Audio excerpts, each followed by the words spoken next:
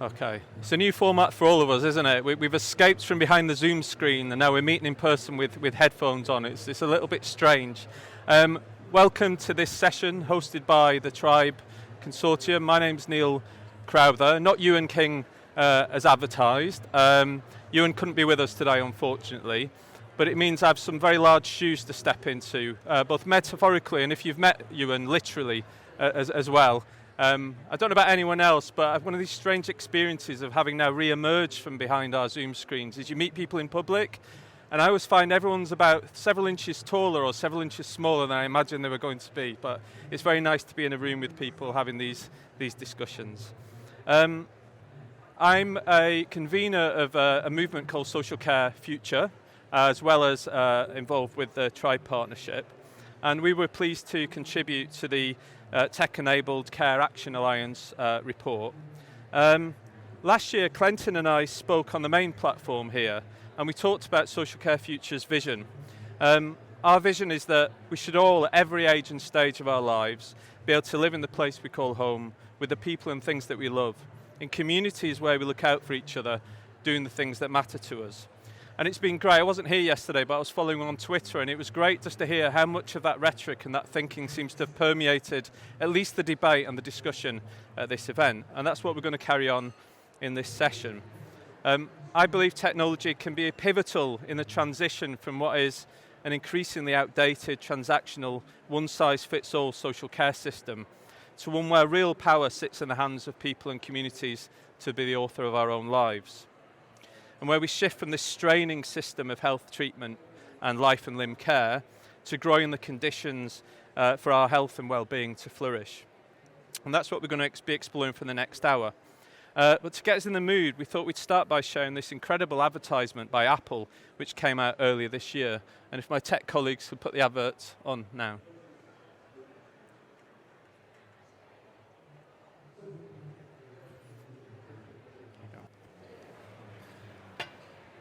So we really wanted to use this session and this opportunity, we'll talk about Tribe a bit, but really to have a debate about what it means for technology to genuinely be putting power into the hands of people and communities to be the author of our own lives. And where we can centre thinking about technology within these wider debates about the future. How can technology expand and deepen choice and control? How can it help us shift to genuine strength and asset-based working?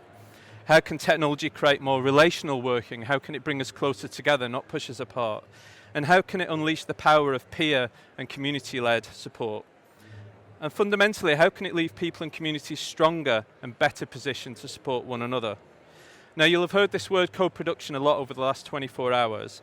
I think it can be usefully boiled down to three questions that anyone who's thinking about designing, commissioning, or deploying technology needs to ask people who have cause to draw on care and support to live their life. The first and the most fundamental one is what matters to you. Then, what ideas do you have for how technology could help you to achieve the things that are important to you in your life?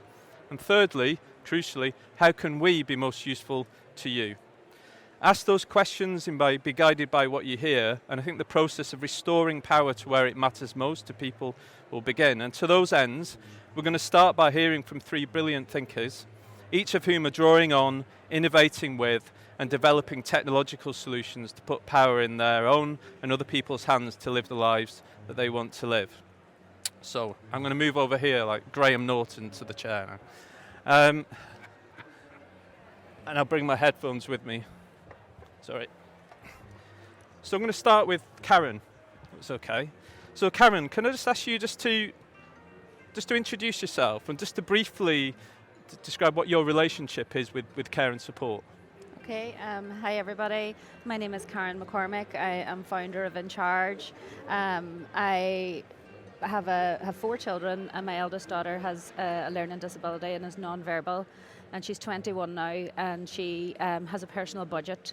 So I employ 2 personal assistants to support her to live her good life every day. So that's my connection to care and support. Okay. So I forgot to put my headphones on, so I can't hear you properly. Thanks, Karen. Clinton, could I ask you the same? My name's Clinton Ferguson. I've got 2 roles. One of those roles is I'm the chair of Think Local at Personal, that looks at personalisation and co-production. My other role is as a person who draws on care and support, and my other role is a carer for my 85-year-old mother and looking after her personal budget. Brilliant. Thanks, Clinton. And Madeline, what do you want to say? I'm Madeline Starr, and again, I have two roles, I think. So I work for Carers UK, and I advocate on behalf of unpaid carers.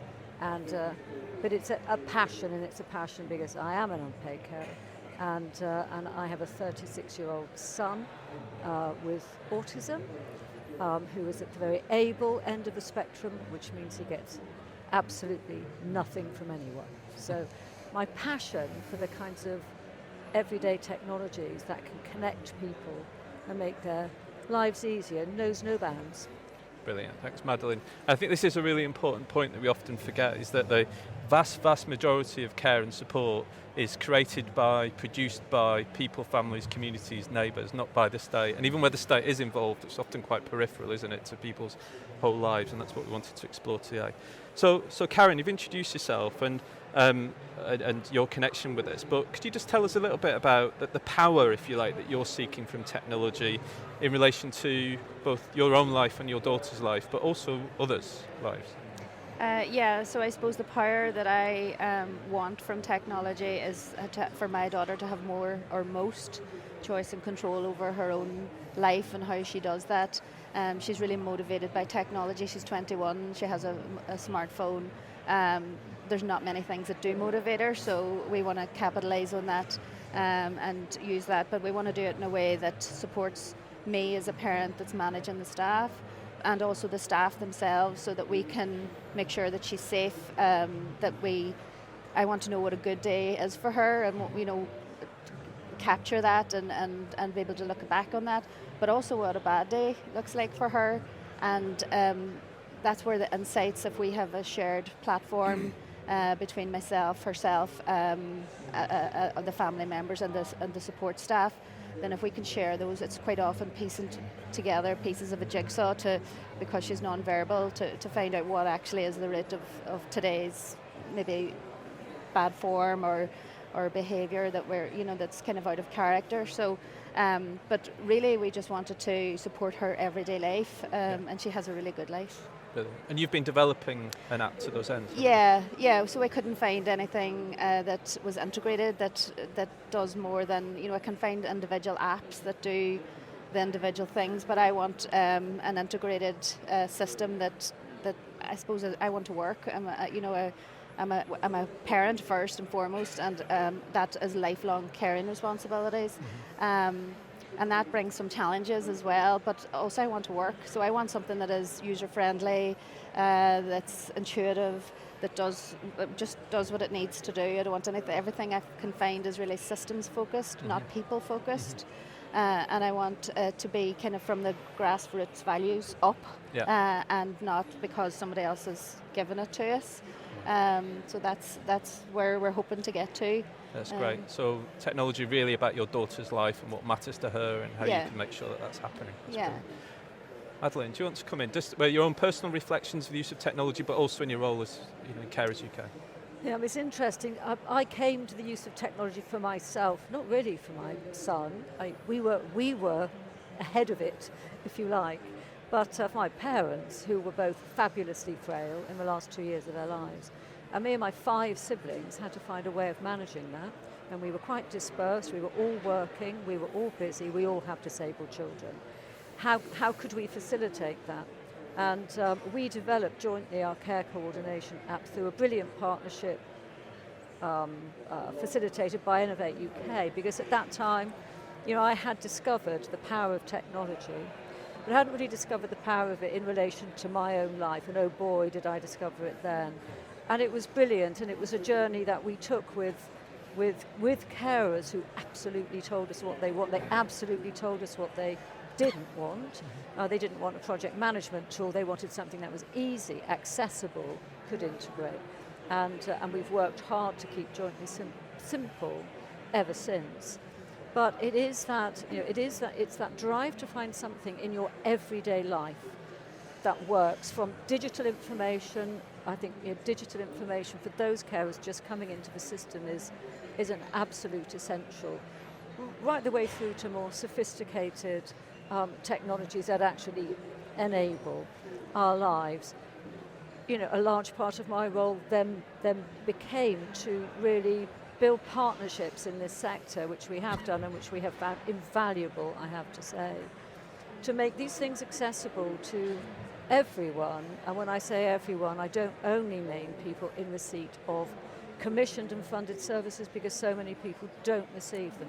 They might further down the journey of their care, and that's great. They have to know about that. But at that point, when so many people come into the system and go, I didn't know what to do, I didn't know where to turn, and I felt so alone, one of the things we said is no one should feel as if they have to care alone. And digital connectivity, virtual meetings, forums which enable people to share their experiences are so powerful. It's the power of the shared voice and the shared experience. Okay, that's brilliant. So the whole power of technology to bring us together, Absolutely. to create peer support and so on. Fantastic. Clinton, if we could turn to you. So what sort of what's the power that you see technology, or you would hope technology would put into people's hands? And have you got any examples from your own experience of how technology is empowering you to live your life or to support your mum? For me, personal examples would be using Alexa to control my curtains, my light switches. That's the type of example of smart home technology that I can use for my convenience, but also I control as well. Another thing that we've kind of mashed up, as my daughter's term, is the Ring app. I've got that on my front door that enables me to not just see who's at the front door, but also open my front door. And we co-produced it with my friend who's an electrician, and which enabled me to have more choice and control and independence, instead of my daughter stopping at home to make sure I was okay, or my wife stopping at home. It gave me a sense of agency, and empowered me. Brilliant. And you told me a story before this about how I think the council had suggested an alternative solution, but it's just worth rehearsing what that was like. The council came with a very, very clunky piece of entry for my front door, but it made it look like I was. It made the front door look like an institution. Yeah. And I said I didn't want it. I said we had a new front door put on. I said, can't it blend into the aesthetics of the front door? And it was like I was asking for the moon. So what's interesting about that then is presumably the solution that your friend, the electrician, came up with wasn't a piece of care technology. It hadn't been developed to those ends. It was a piece of generally available technology that was adapted with you. Yeah. Yeah. Okay. And I think that was you, Karen. You were talking about your daughter, her motivation to use a smartphone, and therefore it makes sense to centre. I mean, it does a lot of technology, but to centre the solution into the smartphone as well, didn't you? Yeah, totally, Neil. But I think it needs to be done in a way that is of quality and superior. Like, so she deserves the same experience or user experience that I would expect on LinkedIn or Twitter, for example. So I think it has to be co-produced. Actually, I think she needs to be, or her peers, or need to be involved in what that design is, and that has been my approach throughout. To have that tested sense, and I haven't even got to technology. It's even just the ethos and the values of it. It's taken a long time, but I suppose the technology is probably the thing I'm least worried about. It's the making sure that it meets the needs of the individuals and the families that we're looking to support. That's great. And Madeline, you were just talking there about I guess we call it upstream stuff where people are just using technology that's kind of readily available and stitching that together. Do you think, and you talked about the power of peer support as well, do you think it's easy for people to find out about how technology might help? No, Right. no. And we know that people really, they don't. Even really adept technology users tend not to think about the use of technology in relation to care. Some find their way through and it's absolutely brilliant. But we need to know as well as to use. And I think every practitioner has a role to play. Every commissioner has a role to play. Every industry lead has a role to play in helping people understand the possibilities of what's out there. And the Apple ad, there you go. This is our technology, by the way. This is how you can use it. People aren't really, and then they're not necessarily confident about bringing it together and using it. And I had conversations a long time ago with Argenti in Hampshire when they were introducing their service, and they did a study on the use of Alexa with different people and how they used it and how they bent it to their will, basically, and they did, which was great. And we talked about curating services, helping people understand what's out there, even if they don't want anything from you. They may want information and support from you and understanding how technology can be used. Yeah. The power of the smartphone, I mean, Karen has said it all, the smartphone that you then turn to purpose, but it is your smartphone. It doesn't look different, doesn't feel different. Clinton said that too. Certainly for my son, we could not live without connecting technologies now. He doesn't live with me and I need to know where he is and how he is. Yeah. And we couldn't do it without that, but if I were to put anything in his hand that looked like something that his peers weren't using, he'd be very cross with me. Yeah, that's brilliant, thank you. Rightly so. So there's an interesting point here, isn't there? Because I think sometimes when we hear the word co-production, we imagine it's a very formalistic process of a group of people helping a technology designer design something or a council commission something. Here we're talking about the way people take technology and innovate and develop it, but how do we capture that intelligence and that insight of what people have done with it is a key thing. Okay. So building on that, what do you think, what are your reflections on what kind of needs to happen to achieve this greater focus on putting power into the hands of people? Do you think that's the default at the minute, or does something need to change for that to happen? Clinton, have you any thoughts? I think there's a massive shift to work that way, because at the moment, even the language that we use, we use language like digitised social care. What does that actually mean? I was nearly going to swear then. But, what does that actually mean? Yeah. You know, and then we're using languages, technology-enabled care. I still, I want technology to enable me to live. Yeah. That's a totally different mind shift. And what I want from providers, local authority, I want you to enable me to do that. That's your role, to support me, to still have that sense of agency, choice and control. Yeah.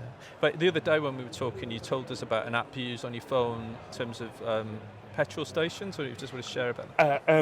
As a disabled driver, one of the hardest things is to try and get petrol as a wheelchair user, to get out the car and find petrol stations that will assist, come out and help fill my car and take payment. Now, the app that I have is called My Fuel Service app, and I can pre-pick what petrol station I go. I can prepay. It takes my reg, it takes all of those details, but that enables me to do everyday things and not depend on people. That gives me interdependence. Yeah. Brilliant. You go about leading your life. Yeah. Karen, have you any reflections? So broadly, what do you think the shift is that we need to see? Yeah, I think applying the personal stories into practice. We have heard over the last 2 days amazing stories, and really, I think there's quite a shift from even last year. But just in general, if everybody could bring their own lived experience and use that to affect change or to make a decision, not talk about it. We don't want to keep talking. We want a bit of action as well. Yeah. But I think I've just noticed that there's a lot more personal story being told, through speakers, so people that have been invited here because of their lived experience, but other people on the panel that have also brought their own personal experience into it. And I think that has been really important, that we're humanising just having everyday normal things. So we don't want gadgets that are beige and bulky. We just want everyday things to just live in just your everyday life. Yeah. But I just think that life experience, if we can apply that and get leaders to engage more in that that storytelling but then action at the end. So picking up on Clinton's point, the point you just made about things not being beige. Some people like beige, but generally beige. Is one of the opportunities ahead, perhaps, that technology is evolving, kind of home-based technology, smart technology that we're all kind of using, may just begin to kind of merge into this technology, and maybe we need to stop thinking about it from the end of health and care and think much more just generally about kind of living. Madeline, have you any? I couldn't agree more. I think the stories are brilliant and the stories are really powerful. And over the years, we've watched people, in terms of a caring agenda, have the light bulb moment where they think, that's me, I do that, or my mum did that, or my brother. We can't wait for the light bulb moment, actually, and the stories are powerful, but we have to really embed those and drive them into the way we actually create and deliver stuff. And I don't necessarily mean services, I mean stuff. It's what Karen said, it's about every day. It's about normalising disability, caring. These are parts of our normal life. They're just a part of everyone's life course. And, it's coming everyone's way. So we shouldn't have to wait for anyone to have a light bulb moment. These technologies should evolve, and they should serve society, and that means Apple, and that means Microsoft, and that means every provider in this room. Yeah. And we need to think about it in terms of just that, the way people live their lives. I would not expect not to have access to a full range of technologies to allow me to live and work and juggle a million things and the cats. Yeah. So why would that be any different if it came to, a situation which had called for a range of responses which might be a bit different mine from Karen's, from Clinton's. Yeah. It should be entirely responsive, and the tech should be intuitive. And we live like that, and care and support should not be any different. Yeah. And I agree with you. I think there should be that kind of seamless blend. Whether or not it's commissioned and funded makes no difference. The service should be the same. Brilliant, thank you. Yeah, it's interesting, in the States there's a major movement, which you'll know of, called Caring Across Generations, and they've begun to talk about care as essential infrastructure, and sort of thinking about this and technology as part of the kind of fabric of everyday life. I think it's kind of the way forward, isn't it? Okay, we're going to have a bit of opportunity. These are so weird, aren't they, to a bit of opportunity for some of you to ask any questions or make any points you'd like to make for a few minutes, if you'd like to. If you can indicate, yeah.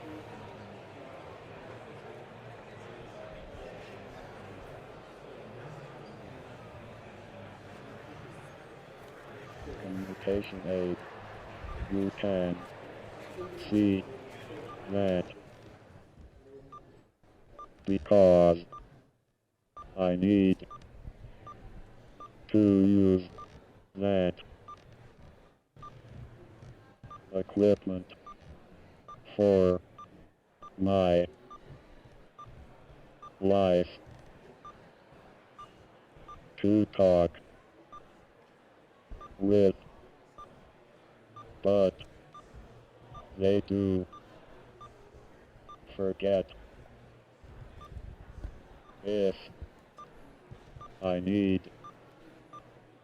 to use my communication aid on my normal computer, I need gadgets to help it to work on my normal computer. but I did. I find it is difficult to get service to understand. I need my communication aid anywhere I am, and I need to use it because it has my words. What I need to talk because I am dyslexic. To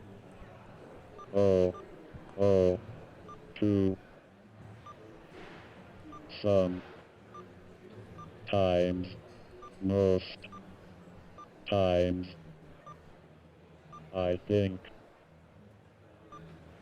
I am fighting the SY system to get my quality of life what we want. We don't want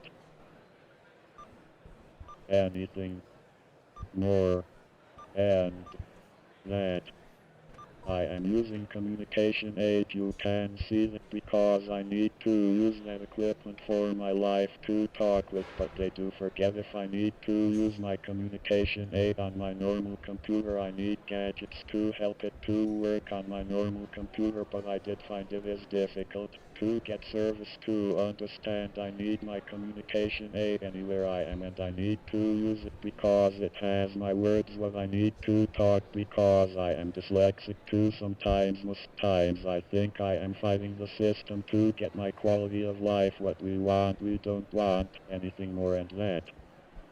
Yeah, thank you. There's a phrase that a member of Social Care Future uses, and I think the House of Lords took it on late last year, which is the desire to have a gloriously ordinary life. And I think the point Clenton's made about tech-enabled lives rather than tech-enabled care is really crucial. I think that's the point you're making. Communication is fundamental to absolutely all of us, isn't it, in terms of what the technology is allowing you to be part of this conversation and this debate today. Yeah.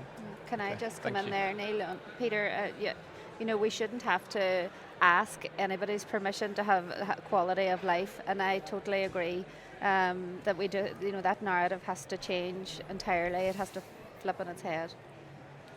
Room for one more question before we move on. Has anyone else wanted to, or point anyone like to make? These headphones are a bit inhibiting, aren't they, in terms of... Okay. Well, we're going to move the conversation on a little bit now. We'll have another chance to hear from our panel in a moment, but I want to just talk to Alex now from Tribe, my colleague Alex, and I'll chip in as well here. But we've heard from our three contributors, we've heard from the audience in terms of the power that people want from technology in their own lives. Can you just start and just briefly tell us who and what Tribe is? Yeah, absolutely. So Tribe, first of all, is a not-for-profit consortium. So it's supported by UK Research and Innovation and is the winner of the UK government's Ageing Grand Challenge. So I work for an organisation called Bronze Software Labs, and we're the kind of lead partner for the consortium. But the consortium also includes TSA, obviously where we are today. It includes Carers UK, my esteemed colleague to my right. It also includes the Social Care Institute for Excellence, It includes Skills for Care and Shared Lives Plus. So we're really proud of the consortium because of the people that it's brought together in social care. So we also work alongside other organisations such as Community Catalysts, and we're also fortunate to have the support of Microsoft, and Helena's on the stage later today. But it was the experience of our founder, Rich Howells, that brought us to this space. So when his mum had cause to draw on care and support, Rich found out that, like was talked about in the ADAS figures yesterday, that there wasn't any support available. And so what he did was he refocused Bronze Labs to that problem, and Tribe was born. So Tribe is about putting the power into the hands of people and communities, collaborating to create tools to connect people, places and things, like Neil talked about in his introduction, so that everyone at every age and stage in life can secure the support and the relationships and opportunities needed to live safe and well in the place they call home. And we do this through helping people to create their own micro care businesses, to provide paid and unpaid support that contributes to their social and economic well-being.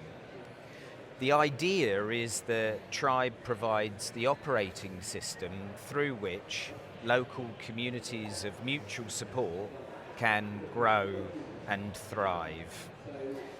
Now, one of the things yesterday was it was interesting that everybody was talking about prevention and we need to be more proactive. And so one of the things Tribe has talked about for a long time is it's about people and communities. It's about choice and control. And Paul Burstow yesterday kind of summed it up in his opening speech, where he said it's not about the shiny new tech. And we agree, it's not about the technology, it's about the impact of the technology that's important. And hence, what Clinton said earlier and what was in the challenge paper launched yesterday is really important. Technology-enabled lives. And I think that's been kind of the theme here. It's about living that gloriously ordinary life and how technology supports and enables that.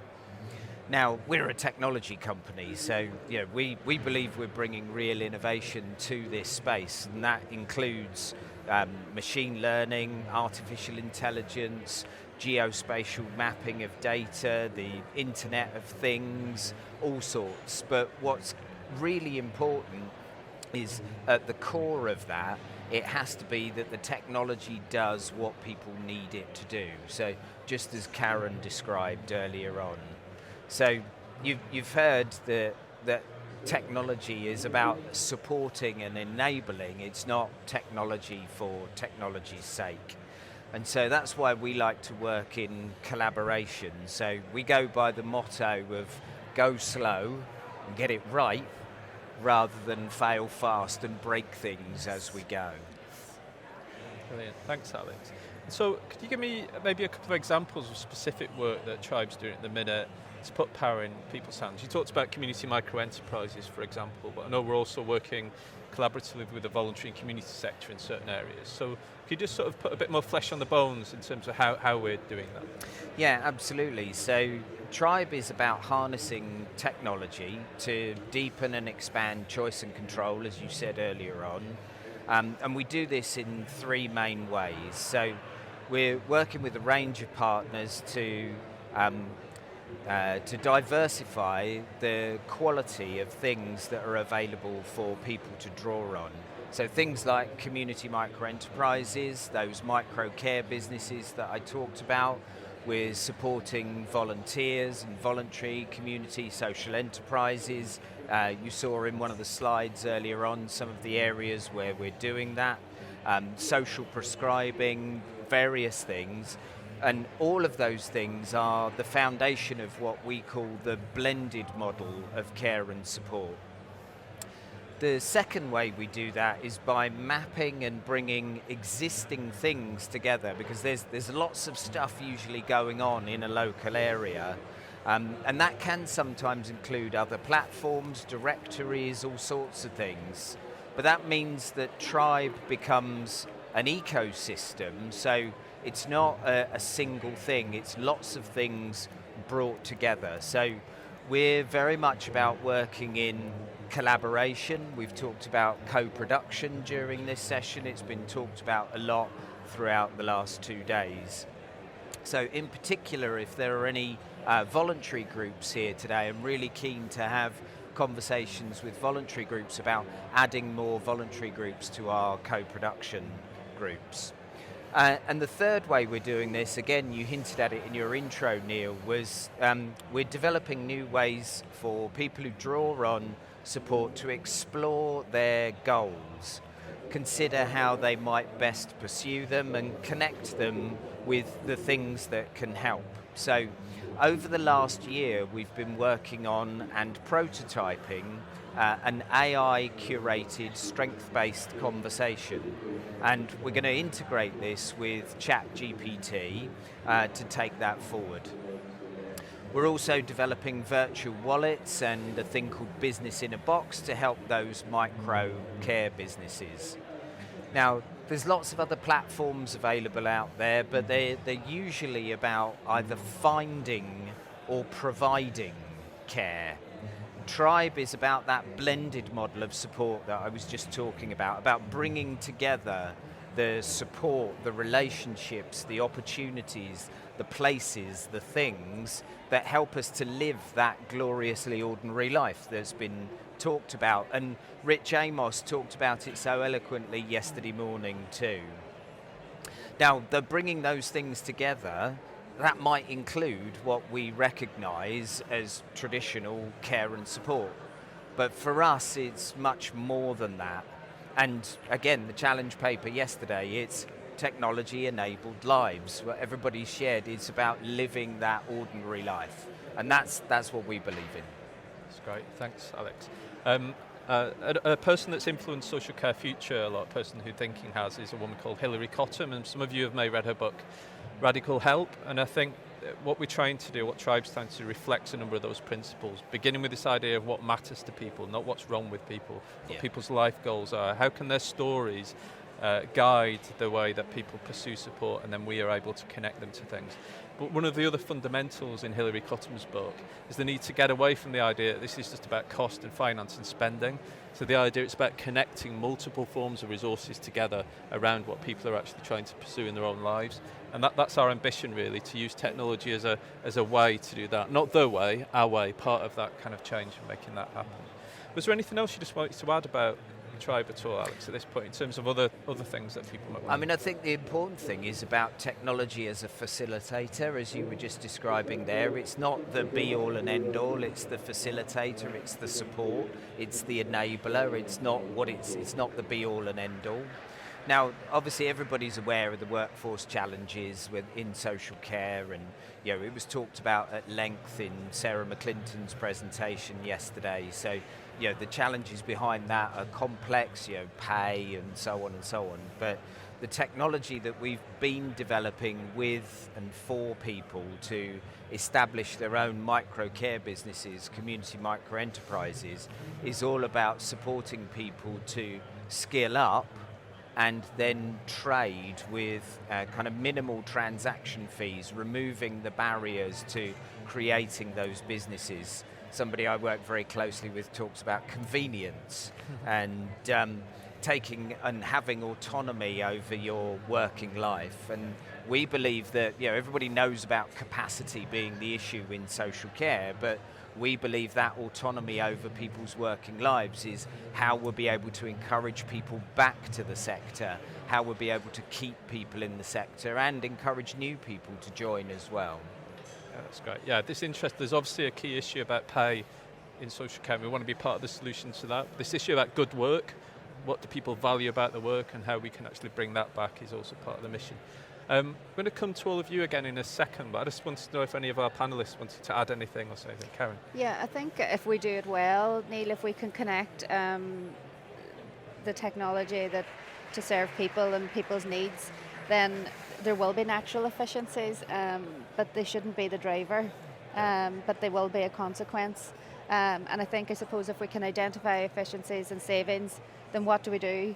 That money has to go back in to be reinvested. It can't just just be a saving and not spent. It has to go back in to improve the service or improve the offering to people. That's my feeling. Absolutely. Clinton, you want to? For me, no change without examining our values when we talk about technology, and it's really important how we don't forget about human rights and choice and autonomy around that, and freedom.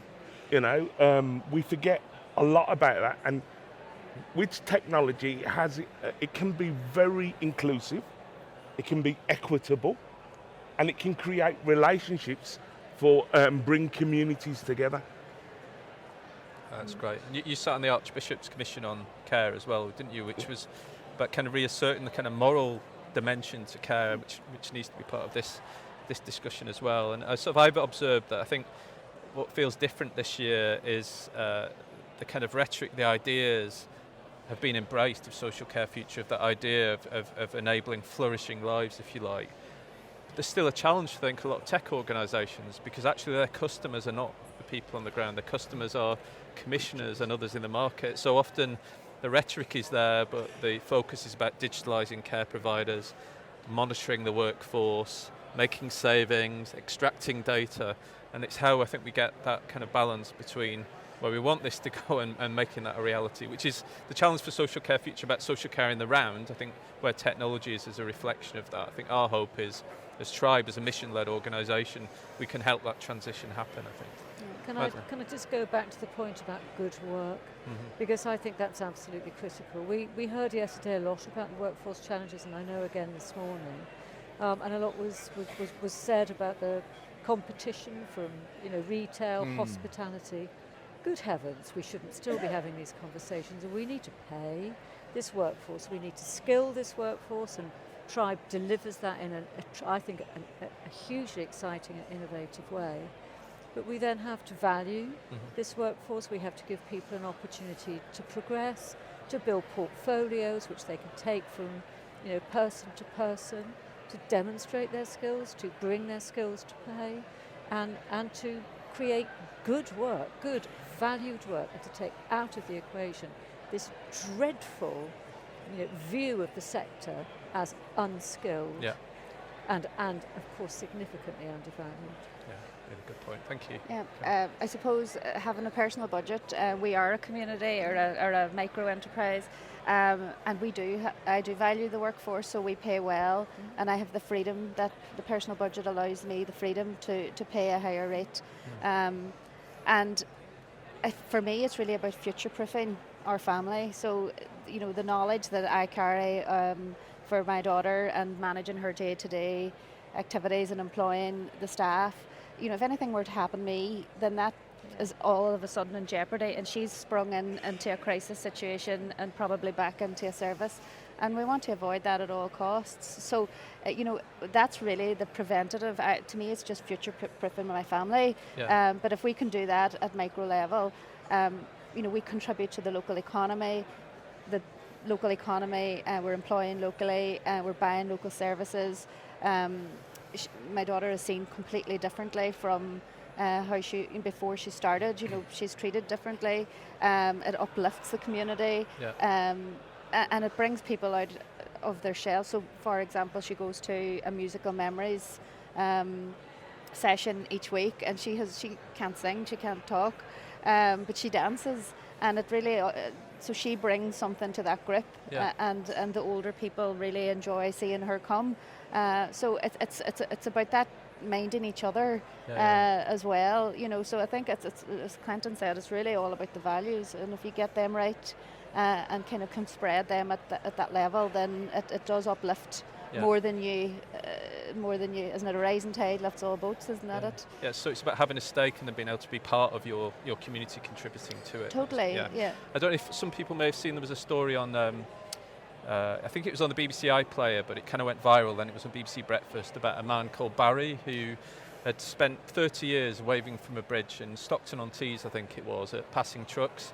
And this story was told in it was quite a lovely way, but there was a sting in the tail because he was no longer waving from this bridge, which is why they'd gone and told the story. And there's lots of reasons why he might not have been waving from the bridge. But during the course of the programme, they suggested he was now living in supported living, he couldn't leave the house without a carer, and therefore he couldn't go to the bridge. But they then actually showed him go to a service station with the carer with him. And this sort of thing that about his own well-being, his own purpose, what mattered to him, was just completely missing. And I think, again, a key focus of what you're doing, what Clinton's been involved in, what Social Care Future's about, what Tribe's about, is putting that question of what matters people right bang at the centre, and then being as imaginative as possible about how that can actually be realised. Would anyone else like to ask a question or come in? So I'm just going to take the lady there and then I'll come to you. Okay.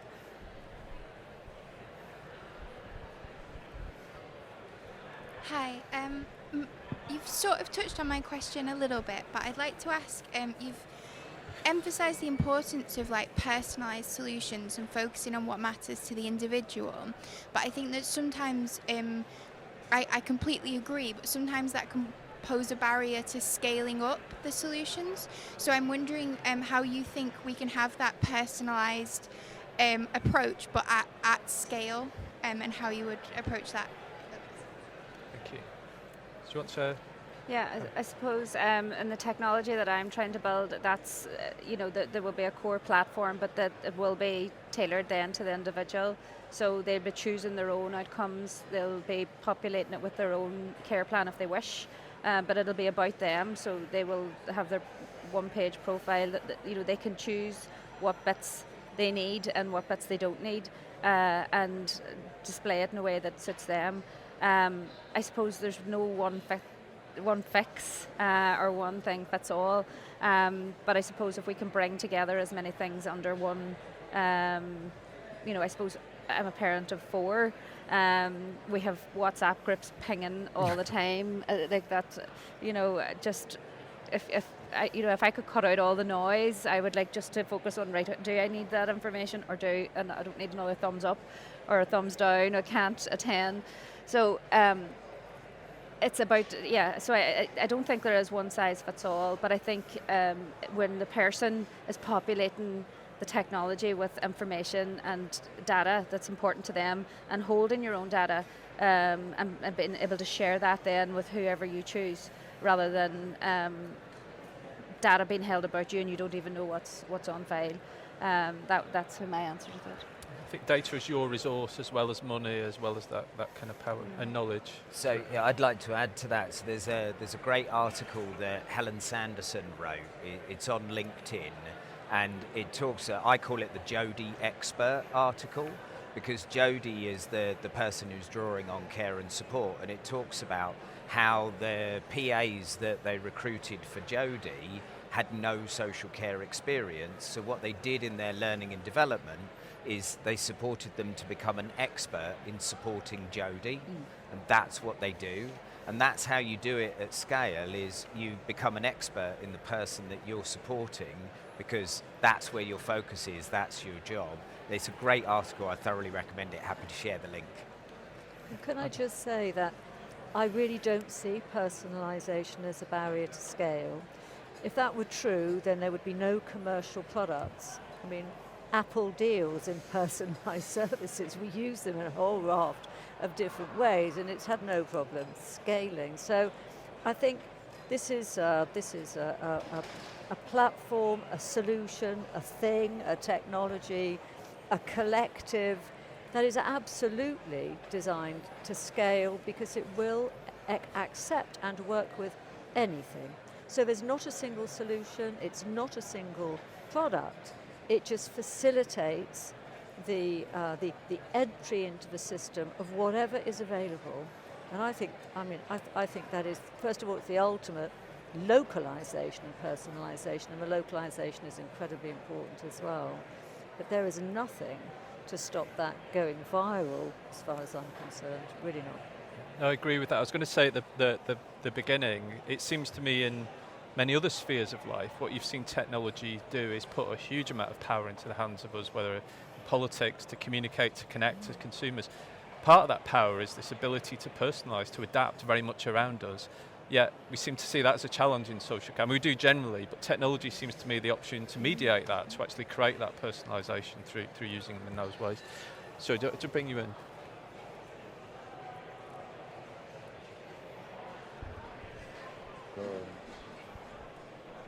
To say about direct payment. It is good if we can have control. If we need equipment or anything to give ourselves that beautiful life, what we want.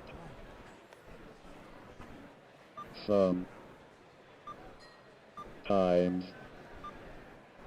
I think direct payment can give that user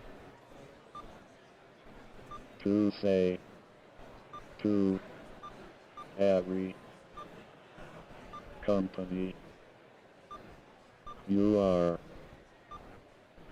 doing that business with me, not any council and NHS. If we want to change that culture in our thinking, we need more trust to that person to get what they need to live. I do respect some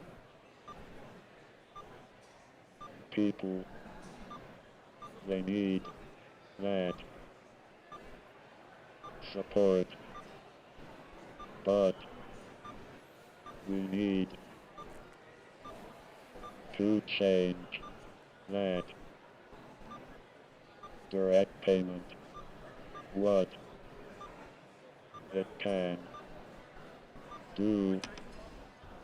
I am going to say about direct payment, it is good if we can have control, if we need equipment or anything to give ourselves that beautiful life what we want. Sometimes I think direct payment can give that user to say to every company, you are doing that business with me, not any council and NHS. If we want to change that culture in our thinking, we need more trust to that person to get what they need to live. I do respect some people, they need that support, but we need to change that direct payment, what it can do.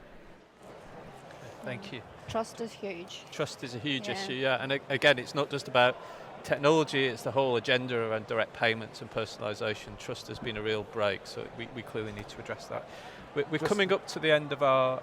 Oh, were you going to... Sorry, Clinton. Just on the direct payment, one of the issues, direct payments are being confused with personalisation, because personalisation was about a life, not a service.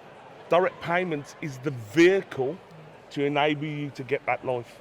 One of the things that we need to shift the system into is using direct payments and putting technology within, a budget within direct payments, but also understanding the Care Act says about promoting well-being.